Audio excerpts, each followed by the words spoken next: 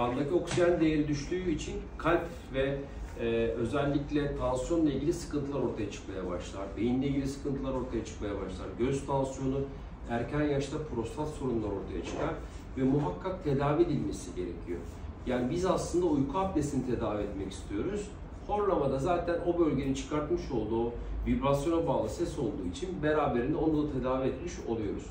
Bu yüzden uyku apnesi muhakkak tedavi edilmesi gereken bir hastalık.